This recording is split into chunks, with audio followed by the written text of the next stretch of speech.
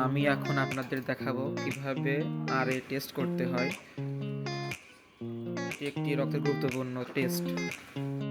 প্রথমে আমরা আরএ করার জন্য স্লাইডটা নিলাম, এরপরে স্টিক নিলাম, এরপরে 40 মাইক্রো সিরাম তোলার জন্য ইনস্ট্রুমেন্টটা নিলাম। এরপর রক্তের প্লাজমা থেকে সিরামটা নিব, 40 মাইক্রো নিতে হবে, এর বেশি নিলে টেস্টটা ভালো মতো হবে না। এরপর সিরামটা স্লাইডে দিব,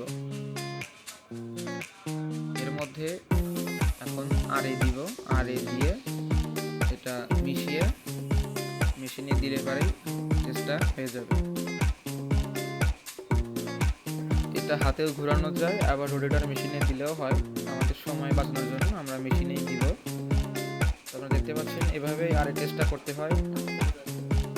এটা শরীরে মানুষের বাত জ্বরের সমস্যা আছে কিনা এটা দেখা যায় এই টেস্টের মাধ্যমে।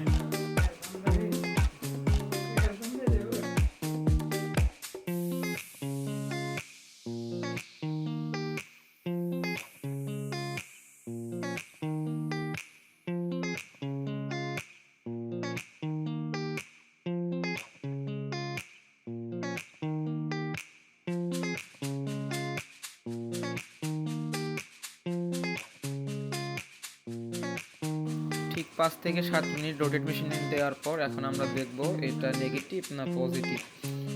এর জন্য আমাদেরকে লেজার লাইট দিয়ে দেখলেও হয়, আমাদের এমনি দেখলেও হয় যেটা কাটছে কিনা। যদি কেটে থাকে তাহলে এটা পজিটিভ, না কাটলে এটা নেগেটিভ। এভাবেই আরএ টেস্ট করা হয়।